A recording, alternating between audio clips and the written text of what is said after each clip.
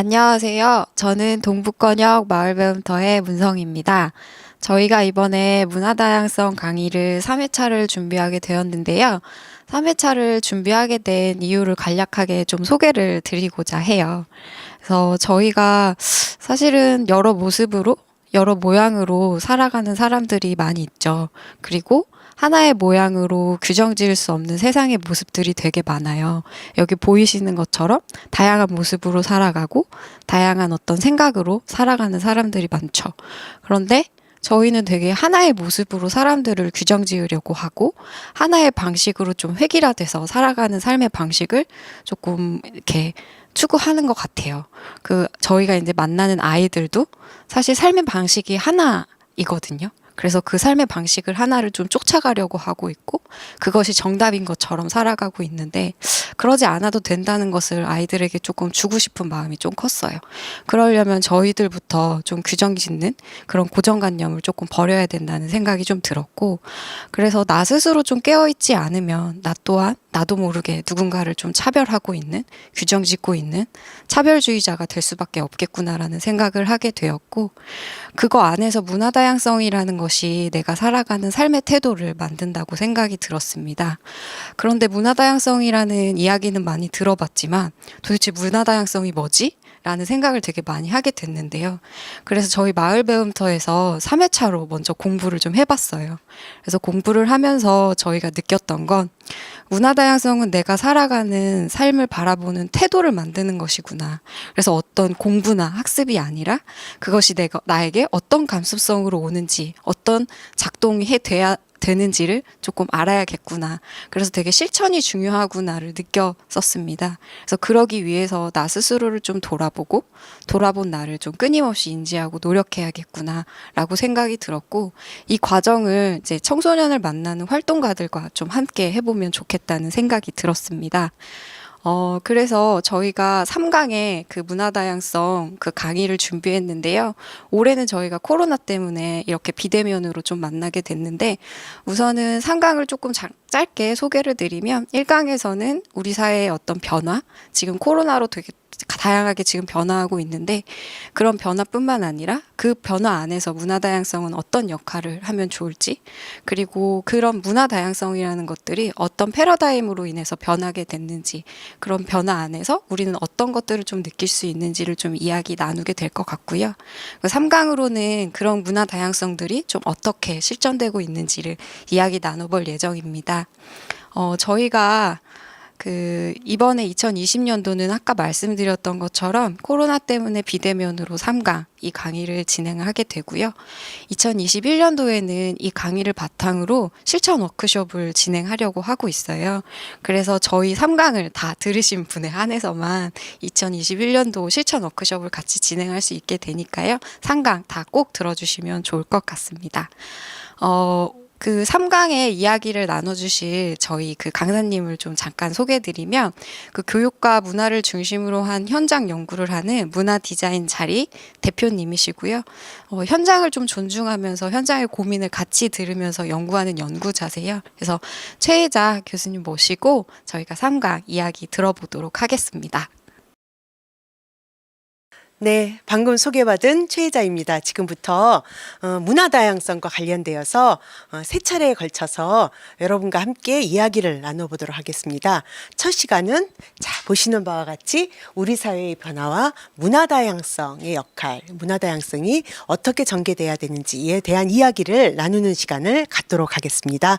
제가 여러분과 함께 슬라이드를 보면서 같이 이야기를 나눠보죠. 자, 여러분들 올해는 코로나 때문에 참 쉽지 않은 시간들을 좀 보냈습니다. 지금도 역시 또 그런 시간을 보내고 있는데요. 코로나로 인해서 우울증 또는 사람들을 만나지 못함으로 하는 답답함, 그 다음에 이제 언제 다시 외국 여행을 갈 수 있을까라고 하는 그런 여행의 욕구들 이런 것들을 꾹 누르고 우리가 좁은 울타리에서 살다 보니까 참 우리의 에너지가 뒤죽박죽 되는 측면도 있습니다. 그런데 우리가 살아야 될 세상에 대해서 우리가 조금 더 이해하고 있다고 한다면 지금 나는 무엇을 생각할 것인가 라고 하는 문제에 대해서 조금 더 명확하지 않을까라는 생각이 듭니다. 오늘은 문화 다양성을 이야기하면서 먼저 우리가 살고 있는 사회에 대해서 왜 문화 다양성이 더 중요한가를 이야기 나누는 것부터 시작해 보도록 하죠. 자, 이 내용은 제가 재작년 어떤 연구에서 도출한 내용입니다. 지금부터 한 15년 후, 즉 2045년이 되면 우리 사회는 어떻게 변할까라고 하는 주제를 가지고 연구를 했습니다. 5가지 측면에서 연구를 했었는데, 하나는 사회, 그다음에 기술, 그다음에 경제, 그다음에 환경, 그다음에 정치라고 하는, 그래서 앞자리를 따서 이라고 하는 틀을 가지고 우리 사회의 변화를 한번 예측해 봤습니다. 사실 15년 후를 예측한다라는 것은 쉽진 않긴 하지만 기본적으로 이런 방향으로 변할 것이다 라고 하는 것에 대해서는 함께 연구했던 연구자들끼리는 합의를 본 내용입니다. 사회적으로는 기본적으로 인구 구조가 변하겠죠. 생산 인구가 감소하고 고령 인구가 늘어날 거고, 그다음에 우리 사회에 굉장한 다양한 사람들이 살게 될 거고, 그런 가운데 그래서 이런 다양성은 때때로는 굉장히 다이나믹한 그런 변화를 이끌어낼 수 있는 힘이기도 하지만, 우리가 그런 준비가 안 돼 있을 때에는 갈등, 혐오라고 하는 문제에 부딪히게 됩니다. 노동의 질도 또 변할 것이고요. 이런 것들을 가능하게 하는 기술의 발전은 눈부시게 아마 변할 거라고 생각이 들고, 기술의 발전은 우리가 늘 지켜보고 있는 상황입니다.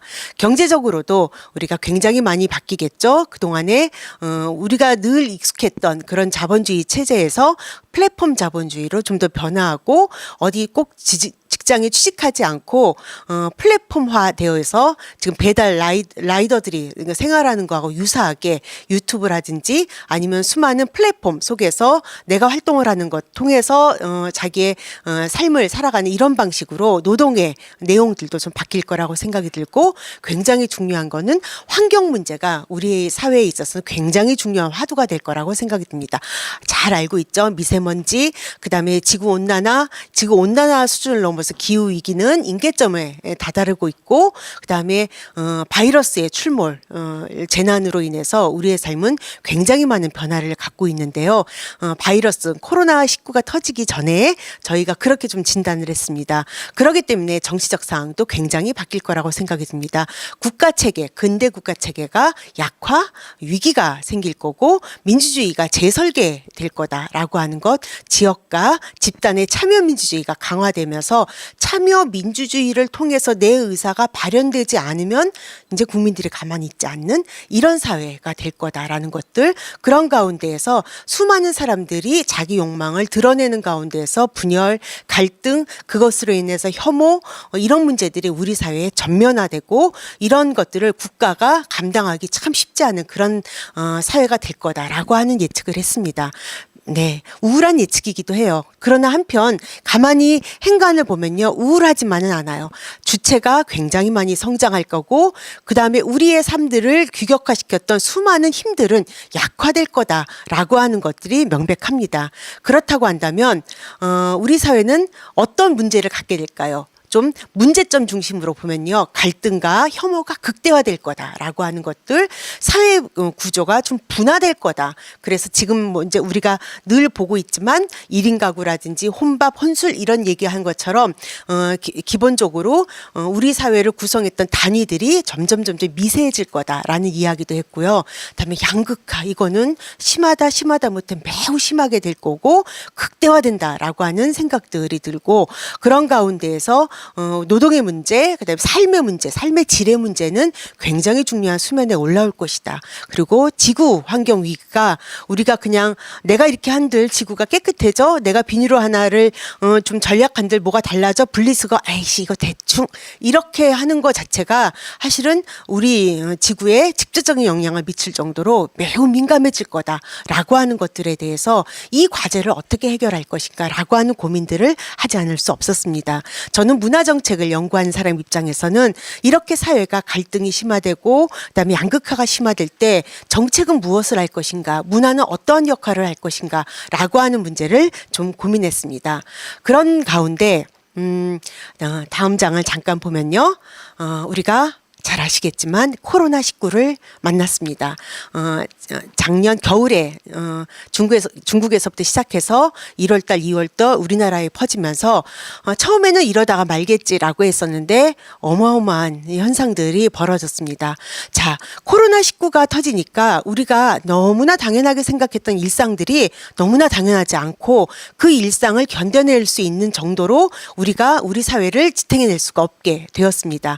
잘 아시겠지만 자, 태어나서부터 죽을 때까지 우리가 갖고 있는 수많은 루틴한 우리의 삶들은 확 변화가 됐죠. 자, 태어나면은 아이들이 막 그 사람들이 아이들의 탄생을 기뻐하고 어쩌고 저쩌고 뭐 이런 수많은 여러 가지 세레모니가 있겠죠. 그게 불가능해졌어요. 아이와 산모가 분리되고 등등.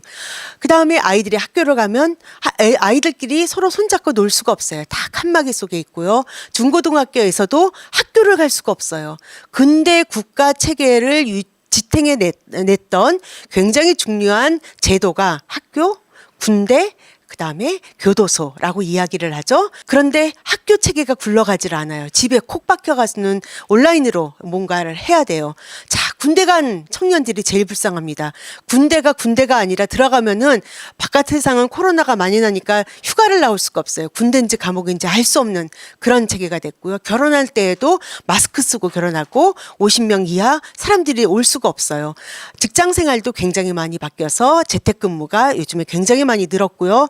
사람이 죽었을 때에도 그 상주들을 애도하는데 위로를 줄 수 있는 우리의 환경이 마련되어 있지 않아요. 그리고 무엇보다도 제사 같은 경우는 얼마나 커다란 관례로 우리의 의무가 되었습니까? 그런데 이제 제사도 안 가요. 그냥 카카오톡으로 올려서 대충 제사를 지냈다라고 하는 정도로 우리가 살아서 태어나서부터 죽을 때까지 죽어서까지 모든 우리를 유지했던 우리의 문화들이 한 칼에 단박에 바뀌었습니다. 이런 바뀐 일상이 바로 저는 2045년 정도 되면은 이렇게 변해야 될 것이다라고 했던 그런 현상들이 단 한순간에 눈앞에 쫙 펼쳐지게 되었습니다. 이렇게 되다 보니까 많은 사람들이 우리 사회가 앞으로 어떻게 될 건가라고 하는 예측을 합니다.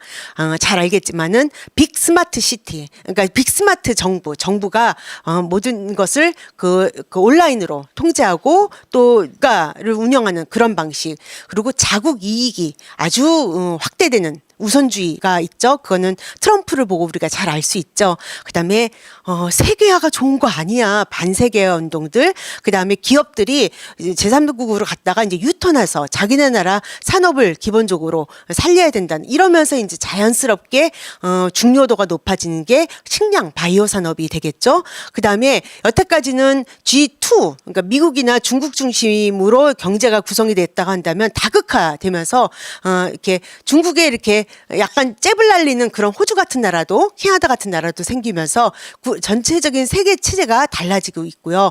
그 다음에 돈 풀기 정책, 어느 나라든지 간에 코로나가 딱 터지니까 돈을 풀기 시작했어요. 돈 풀기 정책이 굉장히 줄을 이고, 그다음에 인간 안보라고 하는 건 이게 굉장히 중요해지고, 비대면 사업들이 굉장히 늘었습니다. 여기까지 우리가 다 알죠. 사생활을 보호하고 정보를 보호해야 된다라고 하는 정보 전쟁, 이것도 굉장히 우리가 눈에 보이고 있는 현상이고 더 앞으로 강화될 거라고 하고요. 지구를 재발견했어요. 지구가 이런 정도로 아프구나. 우리가 어떻게 살아야 될 것인가. 우리가 모두 멈추니까 히말라야가 보인다는 둥, 뭐 어디가 보인다는 둥, 뭐 이런 얘기가 나오는 것들은 우리가 알고 있는 지구가 그 지구가 아니었던 이런 거죠. 생태 환경이 굉장히 중요하죠. 우리의 삶이 바뀌었죠. 홈 루덴스. 예.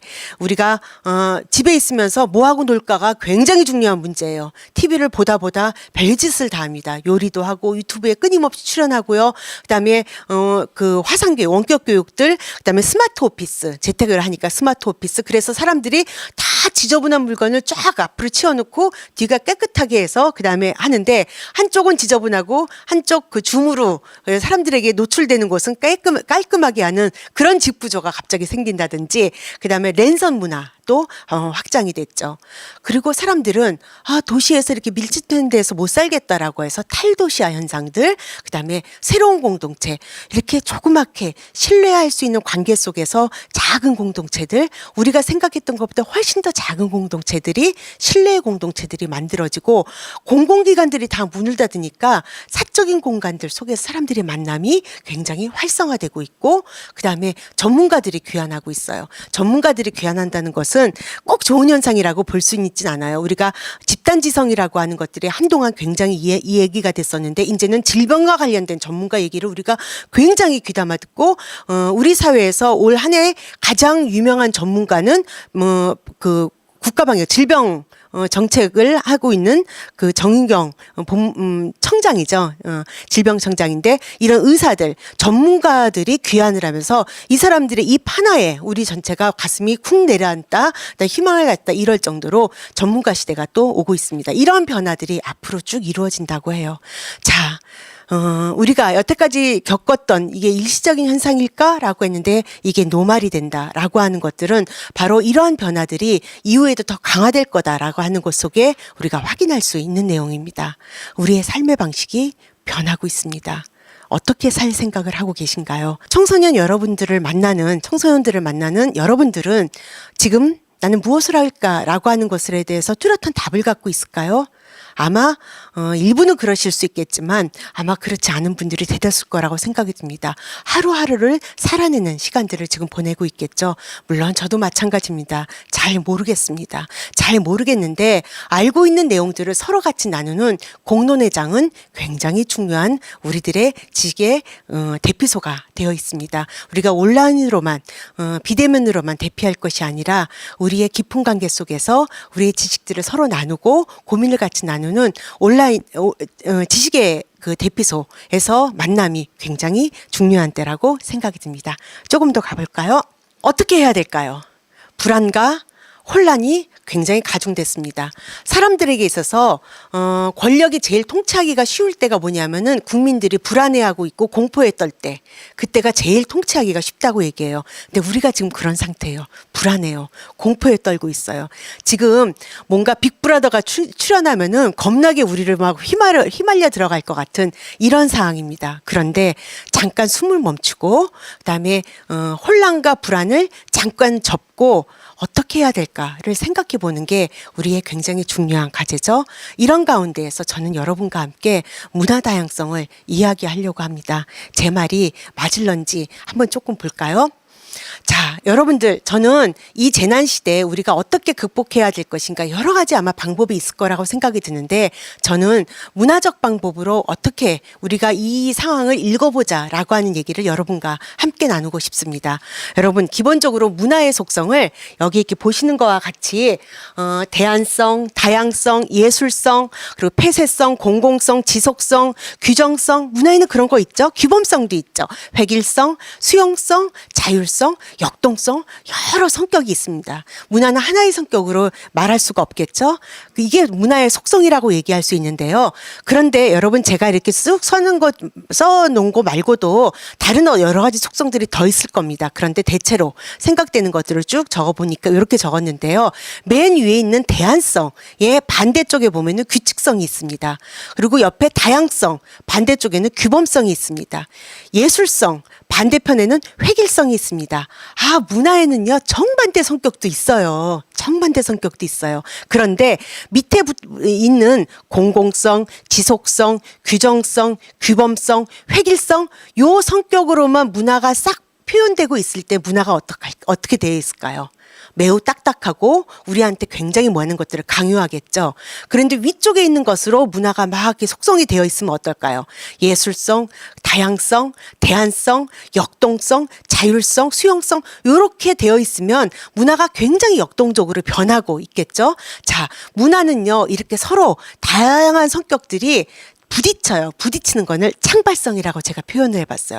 이렇게 저렇게 부딪히면서 어떤 형태를 만들어냅니다. 그런데 문화가 여러 다양한 속성이 있다고 했을 때, 자, 이걸 한번 보세요. 네. 문화가 여러 속성이 있는데 권력이 그 사회에 굉장히 중요한 권력이 있어요. 그 권력은 대안성이나 다양성이나 이런 것보다는 좀 권력이 안정적으로 유지될 수 있는 방법을 생각할 거예요. 그렇다고 한다면 공공성이나 지속성이나 규정성이나 뭐 규범성이나 획일성 이런 것들을 강화해서 이런 식으로 우리 사회는 좀 살아야 되지 않을까라고 하는 질서를 만들려고 할 겁니다. 이 질서를 다른 말로 말하자면 그 사회의 어떤 정상 범위라고 얘기할 수 있겠죠. 정상성이라고 얘기할 수 있겠죠.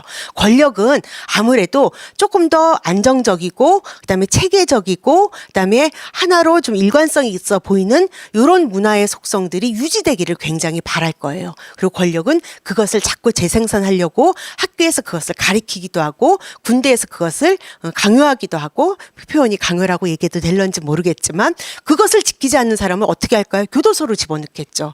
그리고 그런 거로부터 자꾸 삐딱하게 왔다 갔다 하는 사람은 아마 정신병원에 수용할 수도 있겠죠. 이게 바로 권력이 자기의 권력을 누리는 방식이라고 이야기를 합니다. 그런데 오늘날 우리가 재난을 맞이하고 코로나19를 맞이하고 있는 상태에서 이 공공성, 규범성, 지속성 이게 계속 유지가 됩니까? 안 돼요. 막 바뀌어요. 어떻게 될지 모르겠어요. 그러니까 지금의 시대를 뭐라고 얘기하냐면요. 전환기다. 라고 얘기할 수 있습니다. 이 말은 뒤집어 보면요. 권력이 여태까지 통치했던 방식으로 통치가 안 되는 거야. 학교도 못 가. 근데 군대 가는 것도 쉽지가 않아요. 뭐 여러 가지가 복잡해요. 그러니까 새로운 질서들이 막 만들어지고 삐쭉삐쭉 막 생기고 있습니다. 지금 시기를 문화 패러다임의 전환기다라고 얘기하는 이유가 바로 이 이유입니다. 문화 패러다임이 변하고 있을 때는요. 어떤 것들이 강화될까요? 예, 문화의 또 다른 속성인 이런 예술성, 다양성, 뭐 대안성, 역동성, 자율성 이런 것들이 막 증폭이 되어 있습니다. 그래서 우리 사회의 코로나19를 맞이해서 이렇게 살았으면 좋겠습니다라고 하는 딱히 정답이 없어요. 그냥 거리두기를 하라는 거 외에는 어떠한 정답도 없어요. 이게 바로 우리 사회가 전환되고 있다, 변화하고 있다, 그리고 내가 어떻게 살아야 되는지를 한 사람 한 사람이 다 고민해야 된다는 거죠. 그래서 주체가 어떻게 살아야 될 것인가를 고민해야 되는 것은 매우 중요한 문제가 되었습니다. 이 전환기라고 하는 것을 다른 말로 얘기하면 주체의 시대가 왔다라고 얘기해도 되지 않을까라고 생각이 듭니다.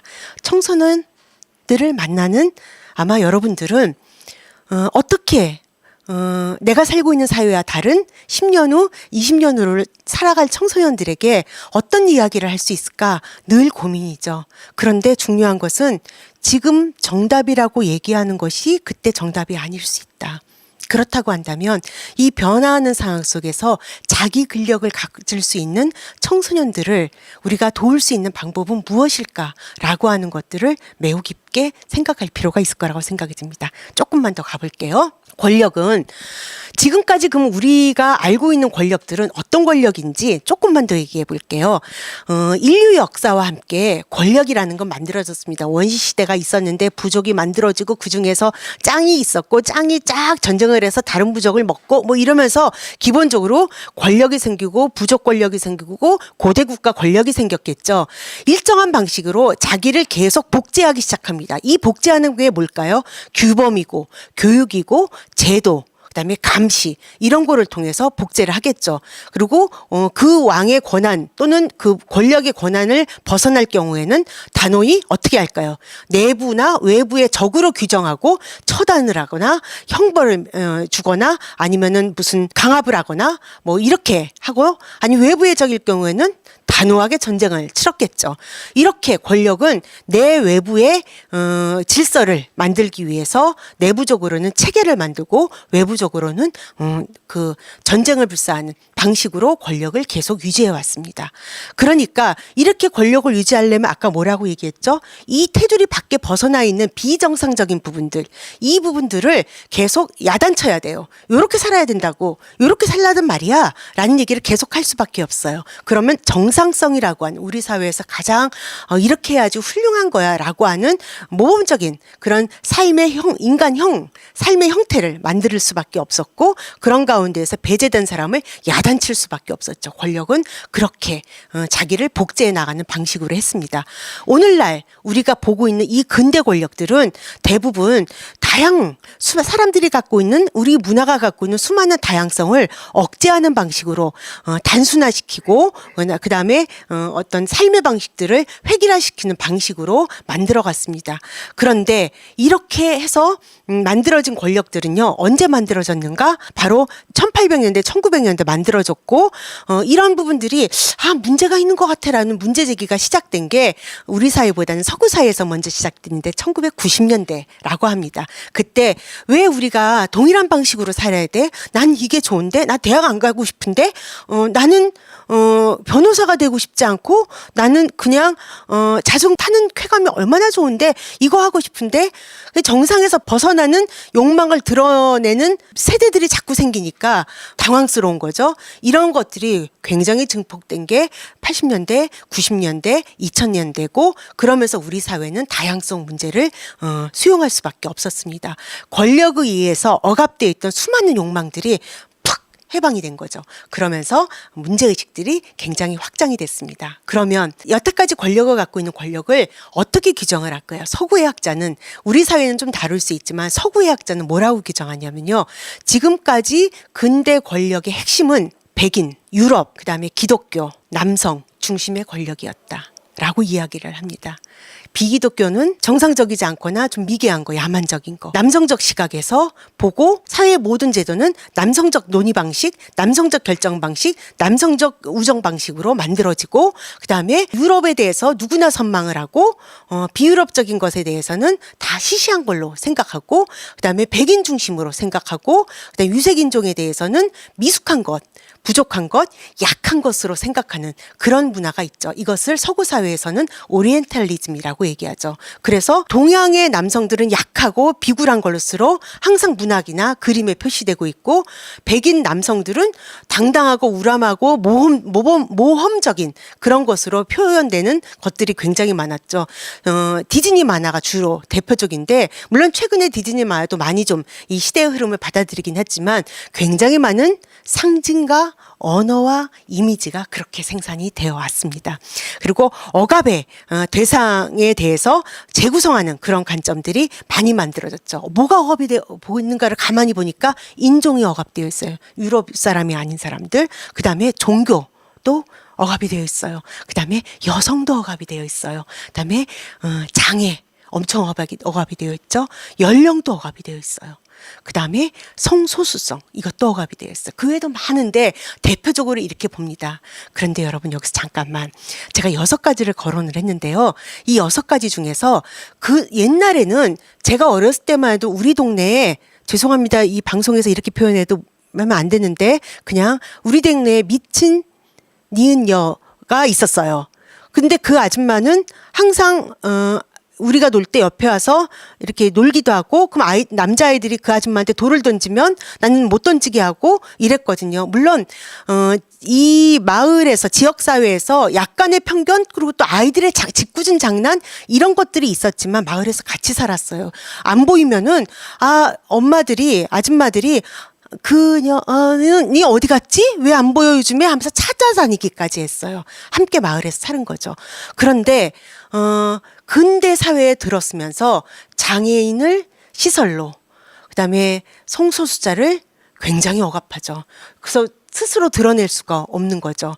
연령도 그쵸. 이 모든 것들이 억압이 됐죠. 이 6가지 중에서 근대 사회의 억압이 강화된 것을 보자면 나머지 다고 근대 이전부터 원래부터 억압적이었던 것은 딱 하나 여성입니다.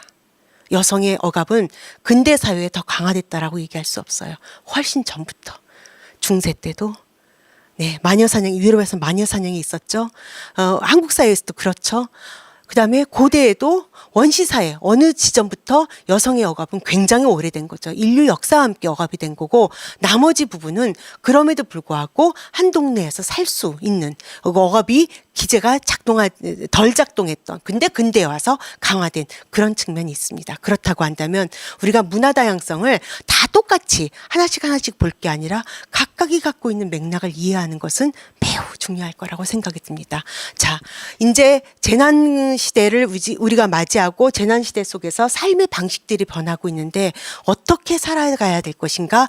자기 스스로를 찾아가는 방법 속에서는 내가 갖고 있는 다양성에 눈을 뜨고 타인이 갖고 있는 다양성에 대해서 관대하고 그런 가운데서 새로운 관계 맺음은 매우 중요할 거라고 생각이 듭니다. 그동안 새로운 관계 맺음을 할 수 없었던 것은 우리가 갖고 있는 상징과 이미지와 언어와 사회적 정상성 속에서 우리가 함께하지 못했던 수많은 것들이 있습니다. 그 수많은 것들을 걷어내고 우리가 함께 살아가는 사회를 만들어가는 데 있어서 문화 다양성 관점은 매우 중요하다, 안 중요하다? 당연히 매우 중요하다라고 볼 수 있습니다. 자, 이렇게 문화 다양성이 중요하다라는 이야기를 하고 그렇다고 한다면 앞으로 청소년을 만날 우리 선생님들 여러분들은 문화 다양성을 어디서부터 우리가 좀 이해해야 할까? 이 부분서부터 한번 시작해 보도록 하겠습니다. 우리 사회에서 문화 다양성 이야기가 나오기 전에 문화 다양성 얘기보다 조금 멈춰 나오기 시작한 얘기는 다문화라는 얘기가 먼저 나왔습니다.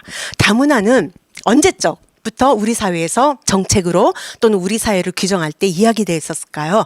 예, 그것은 여기 써 있죠. 2005년부터입니다. 2005년 때는 대통령이 누구였을까요? 네, 참여정부죠. 저 혼자 물어보고 저 혼자 대답하려니까 쑥스럽지만 여러분이 지금 대답했을 거라고 생각하고 넘어가겠습니다. 2005년에 우리 사회는 처음으로 다문화 사회다라고 스스로를 우리 사회를 칭했습니다. 왜 그러냐면요. 2005년도 참여정부 때 당시 국무총리가 이해찬 국무총리였는데 총리실 산하로 외국인위원회가 만들어지고 2005년도에 그때부터 우리 사회의 다문화, 우리 사회의 다양성을 어떤 식으로 정책으로 만들고 우리 사회의 문화적 수용성을 어떻게 확대할 것인가를 정책적으로 쫙 드라이브를 걸기 시작한 게 그때입니다.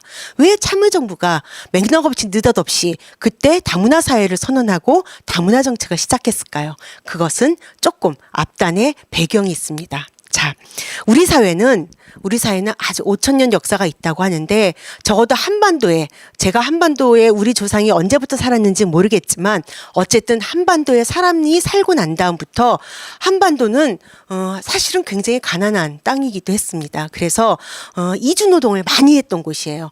다른 곳에서 이주를 했다기보다도 우리가 다른 데 가서 이주 노동을 한 경우가 굉장히 많죠. 아주 오래전은 잘 모르지만 기본적으로 우리가 가깝게는 중동에 가서 이주 노동을 했고요. 독일에 가서 파독 간호사 파독 광부가 이주 노동을 했고요. 그다음에 그 하와이로 갔었고 멕시코로 갔었고 굉장히 오랫동안 이주 노동을 한 나라입니다. 그런데 우리나라가 처음으로 이주 노동 유출국에서 유입국, 이주 노동이 유입되는 나라가 처음으로 된 게 언제냐면은 1989년 이후부터입니다. 그러면 그때 무슨 일이 있었을까요? 우리나라는 경제 성장을 쭉 이루고 또 굉장히 빠른 속도로 민주화까지 이룹니다. 근대 국가가 완성되는 것을 크게 세 가지로 얘기한다면 첫 번째는 자본주의 산업화의 완성, 두 번째는 민주주의의 완성, 세 번째는 국가복지의 완성 이렇게 얘기를 하는데 우리 사회는 근대화의 완성과 민주주의의 완성을 이루고 난 다음에 그 다음에 1988년도에 뭐가 있었을까요? 네, 맞습니다. 덕선이가 마다가스카르 이 팻말을 들고 88 올림픽 그 티켓 거리 됐었죠. 88 올림픽이 있었습니다. 우리 사회가 이만큼 잘 살게 됐지만 전 세계적으로 우리가 되게 잘 살아 라고 하는 것을 과시할 수 있는 기회가 없었는데 88 올림픽은 그걸 과시할 수 있는 굉장히 좋은 기회였죠. 그럴 때 88 올림픽을 보면서 와 대단하다라고 생각했던 젊은이들이 있었습니다. 어디일까요? 동남아시아에 있는 젊은이들이었어요. 이 젊은이들은 88 올림픽을 보면서 미국에 가서 노동을 하지 않아도 일본에 가서 노동하지 않아도 더 가까운 가까운 나라에 이렇게 잘 사는 나라가 있어? 라고 하면서 한국에 대해서 머릿속에 각인을 하게 됐습니다. 그때 우리나라는 무슨 일이 있었냐면요. 일정하게 산업화를 이루면서 서비스 산업이 굉장히 확대됐어요. 더구나 올림픽이 있으면서 굉장히 많은 호텔이 만들어지고 그냥 백화점이 만들어지고 서비스 산업이 굉장히 확대되면서 많은 생산지 노동자들이 3차 산업으로 이동을 하기 시작했어요. 그래서 생산지 노동자들의 자리가 비었어요. 그래서 공장이 노동자들을 구할 수 없어가지고는 폐업을 하는 경우가 굉장히 많았죠. 그래서 우리나라는 동남아시아에 광고를 냈어요. 우리나라에 들어와서 일을 하면은 산업연수생이라는 이름을 걸고 너네가 연수도 하고 월급도 받아. 그러면 배우기도 하고 월급도 받고 얼마나 좋아? 너네 안 올래? 라고 하는 광고를 냈습니다. 그 광고를 보고 우리나라는 그렇게 많이 올 줄 몰랐는데 그야말로 겁나게 많은 사람들이 온 거죠. 그게 바로 우리나라의 이주 노동자들이 들어오게 된 첫 시작입니다. 이주 노동자가 1989년부터 들어오기 시작해서 지금은 이주 노동자가 항시적으로 45만 명 정도, 그렇다고 한다면 미등록 이주 노동자 약 한 20명 포함해서 5, 60만의 이주 노동자가 있지 않으면 우리는 상추도 뜯어먹을 수 없고 깻잎도 뜯어먹을 수 없고 땅 가서 뭐 주문할 수도 없고 이런 정도로 이주 노동이 기본적으로 우리 하층 노동을 담당하고 있는 그런 나라가 되었습니다. 잘 아시겠지만 그 즈음에서 농촌촌과 결혼하는 그런 제도들이 있으면서 동남아시아에서 굉장히 꽃다운 여성들이 좀 나이 많은 한국 농촌 남성들과 결혼을 해서 한국으로 많이 들어왔습니다. 그러면서 다문화 가정이 확산이 됐고 그다음에 우리 사회에서 한 번도 본 적이 없는 다른 동남아시아 사람들과 함께 노동을 하고 경제 활동을 하는 그런 사회가 만들어졌습니다. 2005년쯤 됐을 때는요. 그런 이주 노동자나 또는 국제 교류 유학생들이 약 한 100만 명 정도에 다다를 때였습니다. 그런데 우리가 4,200만 정도의 인구를 갖고 있는데 이주 노동자 결혼 이주 여성이 100만 명 정도라고 해서 다문화 사회를 선언한다? 뭐가 좀 이상하죠?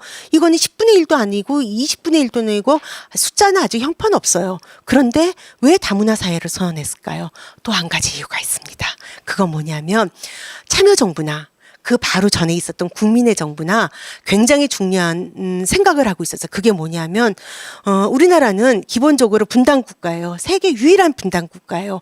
우리가 자주적으로 통일하기 위해서는 국제사회에서 우리의 위상을 가져야 되는 거고 한반도 안에서 스스로의 운명을 결정할 수 있는 국제적 힘을 가져야 되는 나라입니다. 그런데 그전까지는 그렇게 하지 못했기 때문에 많은 국제기구에 우리가 진출해서 스스로의 발언권을 높이는 것은 국민의 정부나 참여정부에게는 굉장히 중요한 일이었고 물론 우리도 동의하는 일입니다.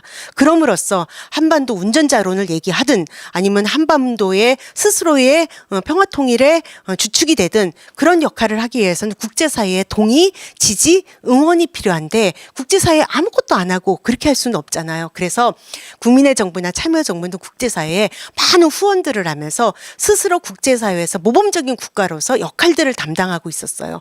그러면서 물론 김대중 대통령이 노벨 평화상 타고 수많은 국제기구에 우리가 진출을 합니다. 그런데 국제인권이사국 같은 경우는 우리가 수없이 진출을 해도 인권이사국이 되질 못했어요. 한 번 떨어지고 두 번 떨어지고 창피하게. 적어도 대통령이 노벨 평화상을 받고 그 다음 대통령은 뭐 인권 변호사라고 하는데 아니 도대체 인권이사국에서 우리가 매번 떨어져요. 그런데 이유가 뭐냐면요. 이주 노동자 인권 탄압국이라고 하는 이유였어요. 우리 사회가 그동안에 이주 노동자가 들어와서 우리 사회에서 열심히 노동을 하고 우리 사회에 우리가 안 하겠다라고 하는 그 노동을 담당하고 있음에도 불구하고 그들에게 우리와 동일한 권리가 보장되어 있지 않고 굉장히 노동 강도도 높고 이런 문제가 항상 국제사회에서 한국은 찍혀 있었던 거죠. 그래서 우리 정부는 이주 노동자에 대한 모든 그 정책들을 굉장히 과감하게 바꾸면서 다문화 사회를 선언하고 다문화 정책을 강하게 밀어붙입니다. 이런 등등의 여러 가지 이유로 인해서 2005년부터 우리 사회는 다문화 사회, 다문화 정책을 추진하게 됩니다. 자, 참여정부가 끝나고 다음 정부는 이명박 정부죠. 그 다음 정부는 박근혜 정부죠. 10년 동안 참여정부 때 초기에 설계됐던 다문화 정책은 많이 변질이 됩니다. 어떻게 변질이 되냐면 그동안에 이주 노동자나 결혼 이주 여성이나 아니면 탈북민이나 아니면은 수많은 우리나라의 다양한 소수성 이런 것들을 포괄하는 광의의 다문화 정책을 추진하는 것을 포기하고 점점 축소시켜 나가면서 심지어 이주 노동자는 갈 사람, 결혼 이주 여성들은 결국 우리 사회에서 아이를 낳아줄 사람으로 포괄하면서 점점 다문화 정책이 결혼 이주 여성 정책으로 변질되어 나갑니다. 그래서 다문화 정책은 곧 저출산 고령화 사회 정책 수준으로 떨어지게 됩니다. 그렇다고 한다면 결국은 결혼 이주 여성의 동화 정책으로 성격이 좀 바뀌는 거죠. 그렇게 10년 동안 정책이 축소되어 나갔던 측면이 있습니다. 그렇다고 한다면 본질적으로 다문화 또는 문화 다양성하고는 차이를 갖게 될 수밖에 없습니다. 그동안에 그렇게 10년 동안 정책이 만들어지고 법제도가 만들어졌기 때문에 우리 사회에서 요구되는 수많은 다양한 우리 사회의 다원화, 다양화되는 문제는 다문화 정책이라는 게 아니고 새로운 틀이 필요했던 거죠. 그 새로운 틀이 마침 국제사회의 흐름과 함께 다문화 정책으로 시작이 됩니다. 2010년도에 우리 사회는 유네스코 문화 다양성 협약을 이렇게 해서 비준하면서 다문화 정책을 국가 정책으로 이렇게 수립을 하게 됩니다. 근데 아시죠? 우리 국내법이 있고 국제법이 있어요. 근데 국제법은 국내법과 동일한 효력을 갖는다 안 갖는다? 네, 갖는다. 맞습니다. 이렇게 영민하신 선생님과 같이 얘기해서 정말 좋군요. 국제법도 우리나라 국내법과 똑같은 효력을 갖죠. 그런데 유네스코 문화다양성 협약은 우리가 전 세계에서 110번째인가로 비준을 했어요. 그래서 모든 국제사회에서 3분의 1만 비준하면 국제법으로 효력을 갖는데 우리는 거뜬히 비준이 되어 이미 효력을 갖고 있는 상태에서 우리 사회에서 비준을 하고 우리가 우리 사회를 좀 성찰하게 됩니다. 사회적 논의가 부족했던 다문화 정책에 대해서 우리가 이주민에게는 동화를 너무 강요했어. 그리고 선주민에게는 단일함을 너무 강요했어. 이런 성찰도 했고요. 그다음에 우리 사회에서 이렇게 많이 노출되는 이 다양성 문제에 대해서 어떻게 할 것인가? 우리의 다른 현상들에 대해서 우리의 차별 구조에 대해서 새롭게 인식하고 우리 사회를 좀 종합적이고 통합적으로 좀 봐야 된다라고 하는 것들을 가지고 시작한 것. 그렇게 봐야 되는 정책, 그렇게 봐야 되는 관점, 그렇게 봐야 되는 철학이 바로 문화 다양성이다라고 볼 수 있습니다. 조금 더 가보도록 하죠. 자, 그럼 문화 다양성이라고 하는 게 우리 사회에서 중요한 정책이 되는데 우리 사회에서는 이 정책을 받아들일 때쯤 해서 어떤 정도의 수준이었는가를 잠깐 표를 좀 보겠습니다. OECD 국가 34개국 중에서 사회 갈등 지수를 한번 봤습니다. 2009년도에 한국의 사회 갈등 지수는 OECD 중에서 4위예요. 그런데 2005년에 그런데 2010년에는 2위로 올라가 있고요. 2016년도에는 멕시코가 탁 튀어 올랐네요. 그래서 멕시코가 과감하게 1등을 하고 우리가 3등을 했네요. 그러면 우리가 3등이니까 좀 나아졌네? 라고 볼 수 있을까요? 자, 다음 거를 보시죠. 우리 사회의 갈등은 굉장히 높다는 거예요. 어쨌든. 그런데 갈등이 높을 수도 있어요. 역동적인 사회는 갈등이 높겠죠. 그런데 갈등이 높은데 이 갈등을 관리하는 지수를 보니까 우리 너무 낮아요. 너무 낮아요.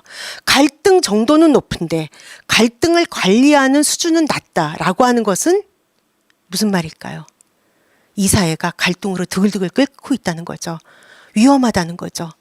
그래서 젊은 여성들이 방귀를 다니기 위험하고요. 어린이들이 학교 다닐 때도 위험하고요.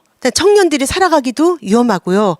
노인들이 위험하고요. 물론 우리 사회가 다른 사회에 비해서 안전한 사회라고 얘기하지만 이 갈등이라고 하는 게 우리 사회가 감당할 수준이 아닌 정도다라고 하는 거를 동그라미 표를 보고 알 수 있습니다. 우리 사회가 갈등이 심각하냐니까 엄청 심각하다고 우리도 알고 있어요. OECD도 알고 있고 우리도 알고 있다고 하면 에브리바디 알고 있는 거죠. 모든 사람이 알고 있어요. 자, 우리의 갈등이 어디서 연유될까요? 조금 더 볼까요? 자, 우리 사회의 갈등 추이를 봅시다. 우리가 70년대, 80년대, 90년대 우리 사회의 굉장히 큰 갈등은요. 이념 갈등, 그다음에 그 계급 갈등, 경제적인 갈등, 노사 갈등 이런 것들이 굉장히 컸습니다. 그런데 추이를 보면은 여전히 그 갈등이 크긴 크지만 추이를 봤을 때는 조금 떨어져요. 그런데 옛날에는 높은 갈등 수준이 아니었는데 이 갈등이 추이로 봤을 때 높아지는 게 있어요. 뭐예요? 종교 갈등, 성별 갈등. 이 세대 갈등도 점점 높아지고 있습니다. 이 갈등의 원인을 보니까요. 서로 간의 이해 부족, 서로를 잘 몰라요. 그리고선 계속 혐오하고 인터넷에다가 무슨 충을 붙이기 시작해요. 그렇다고 한다면 우리 사회의 갈등 양상이 달라지고 있다는 거고요. 과거의 갈등과 지금의 갈등은 촘촘히 일상으로 들어와 있다라고 하는 것을 알 수 있습니다. 자, 우리가 집안에 들어가면요. 부모 자식 간의 갈등, 그다음에 부부 간의 갈등 이런 것들이 이미 집안에서 폭발하고 있다라는 것들을 잘 알 수 있죠. 이것을 우리가 관리하고 있지 못하다. 서로 상호를 이해할 수 있는 근육이 부족하다. 문화적 감수성이 부족하다. 언어 이해를 못하고 있다. 언어와 비언어와 정형화되지 않은 무언어 사이에 수많은 의사소통이 우리 다 불통되고 있다라고 하는 것 다는 아니겠지만 그런 현상들을 우리가 알 수 있습니다. TV 드라마를 보면요. 굉장히 감성적인 여자와 그다음에 완전히 뚱한 남자 사이에 얼마나 저걸 모르고 하는 그런 갈등들이 많이 나타나서 말도 안 되는 드라마들이 만들어지는 것은 바로 미세한 영역 속에서의 소통이 이루어지지 않고 있다라고 하는 거고 그것이 일상의 갈등으로 증폭되고 있다라고 하는 부분을 알 수 있습니다. 조금만 더 볼까요? 우리 사회에서 이런 갈등들이 그냥 사람들이 꾹 참고 있는 게 아니라 그것을 드러냅니다. 드러내면서 당연히 자기의 판단과 그다음에 그것에 대해서 불편함이 드러나죠. 그러니까 혐오 표현이 차별 표현이 드러납니다. 온라인 인터넷은 말도 못합니다. 이 혐오 표현들이 그냥 언어 표현일 뿐만 아니라 주먹 또는 그 수많은 어떤 그 따돌림 이런 것들로 드러나면서 이것이 어느 정도의 전망을 갖고 있냐라고 하면은 굉장히 심각하게 보고 있어요. 범죄로 이어질 거라고 보고 있습니다. 그런 현상들은 우리가 지금 인터넷에서 뉴스에서 사회 분야에서 얼마든지 지금 보고 있습니다. 우리 사회는 스스로 우리가 갖고 있는 욕망들을 잘 알지도 못하고 타인의 욕망들을 읽어내지 못하고 그거 간의 갈등들을 겪고 있습니다. 이것이 비단 그냥 이주민이 우리 사회에 많이 들어와서 결혼 이주 여성들이 그다음에 다문화 가정이 많이 생겨서 문제는 아닙니다. 우리 사회 내재적으로 갖고 있는 이 수많은 갈등들을 우리가 해결할 수 없다라고 하는 것들에 직면하고 있으며 이 문제를 어떻게 앞으로 해결할 것인가에 대한 방법도 별로 못 찾고 있습니다. 그러면 어떻게 해야 될까요? 이거를 다 형법으로 다 처벌을 할까요? 그럼 우리 모두 다 일상의 감옥이 되는 거죠. 자, 그럼 우리 다 뭐 따로따로 살까요? 만나지도 말고 살까요? 코로나가 터졌으니까 더 잘 된 건가요? 사람이 산다는 게 뭡니까? 이게 말이 안 되는 논리가 만들어지고 있습니다. 그렇다고 한다면 우리가 갖고 있는 이 다름, 이 차별, 이 갈등, 이 혐오를 어떻게 건강하게 해결할 것인가? 그리고 내가 타인에게 수시무시로 발사하고 있는 이 폭력, 감시는 어떻게 할 것인가 이렇게 얘기하는 저 또한 저희 자식한테는 관대한 엄마만은 아니지 않겠습니까?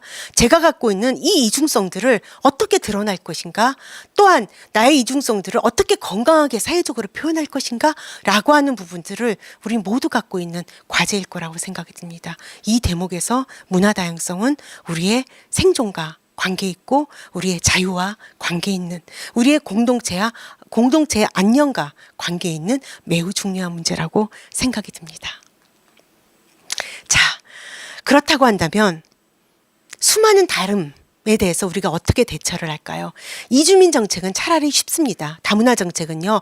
이주민과 선주민의 차이를 극복하고 이주민에게는 이 선주민들의 삶들을 이해하는 그다음에 선주민에게는 이주민의 삶들을 이해하는 과정들 그다음에 그런 교육 과정들 그다음에 그런 제도들 이런 것들을 만들면 상대적으로는 쉬울 수 있어요. 그리고 시간이 지나면 요거 간극들은 좁아질 수 있습니다. 왜냐하면 서로 이해를 하니까. 그런데 우리 사회의 이 혐오, 갈등 이런 것들은 이럴 때는 이렇게 하자 저럴 때는 저렇게 하자 매뉴얼이 나오질 않아요. 왜냐하면 너무 많아서.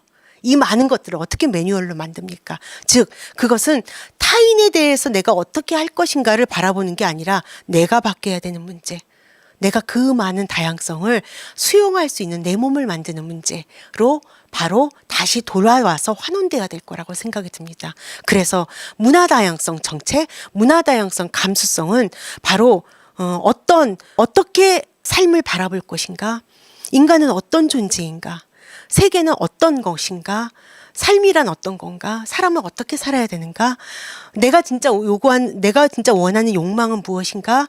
타인의 욕망과 나는 어떻게 화해할 것인가? 라고 하는, 그래서 어떻게 우리는 소통할 것인가, 소통 속에서 나는 타인에게 폭력이 되지 않을 것인가 라고 하는 이 수많은 나의 삶의 문제, 타인의 삶과 공존하는 문제와 연결되어 있습니다. 당연히 인문학과 연결이 되어 있고, 그러니까 철학과 연결이 되어 있고, 삶의 방식과 연결이 되어 있고, 새로운 문화를 만들어가는 것과 연결이 되어 있습니다.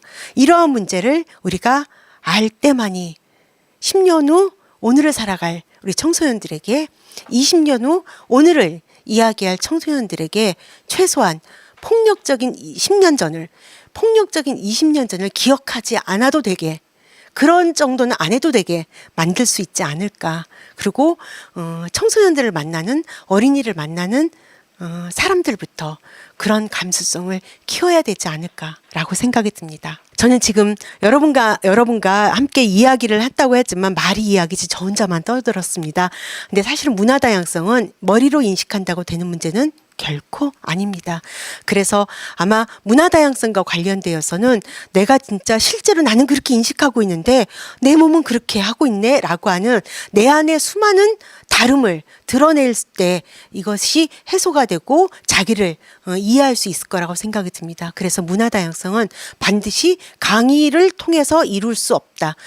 강의는 뭐 10%, 20% 워크숍이나 자기 해체 과정을 가져야 되는데, 그런 것들이 워크숍을 통해서 좀 문화 다양성 감수성을 증진하는 것으로 함께 같이 가야 되지 않을까라고 생각이 듭니다. 지금은 코로나19라서 여러분들을 만날 수 없지만 아마 이 영상을 준비하는 여기 배움토에서는 이후에 그런 식의 어떤 실험들, 내가 생각하는 것들, 우리라고 하는 집단 내에 존재하는 욕망의 차이들, 심지어 나는 이런 욕망을 갖고 있는데 나도 모르고 있는 욕망, 내가 욕망하는 건지, 내가 타인의 욕망을 욕망하는 건지, 내가 TV를 보고 내가 욕망하게 된 건지, 원래 내가 그걸 욕망하고 있는 건지, 수없이 헷갈리는 지점들이 많은데 그 지점을 발견할 때만이 내가 누군지, 그리고 나는 어디까지 열릴 수 있는지를 알 수 있지 않을까라고 생각이 듭니다. 그 부분을 여러분과 함께 워크숍을 통해서 확인하고 스스로를 좀 편안하게 내려놓을 수 있을 때 우리의 감수성이 조금이라도 증진되지 않을까. 최소한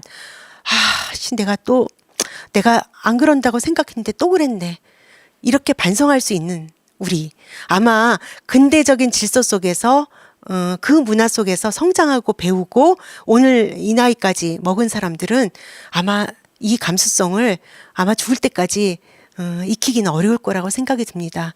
그런데 최소한 우리의 감수성으로, 과거의 감수성으로 미래의 감수성을 억압하지 않을 정도로 성찰할 수만 있다면, 내가 그러지 말아야 되는데 그랬어 라고 하는 후회를 하고 성찰하고 과감하게 미안해 라고 얘기할 수 있으면, 그게 아마 저나 제 또래였던 저보다 좀 어릴 수도 있을 텐데 근대적 환경 속에 성장한 우리들이 최소한 해야 될 몫이 아닐까라고 생각이 듭니다. 그런 시간 기다리면서 오늘 첫 번째 강의 마치도록 하겠습니다. 감사합니다.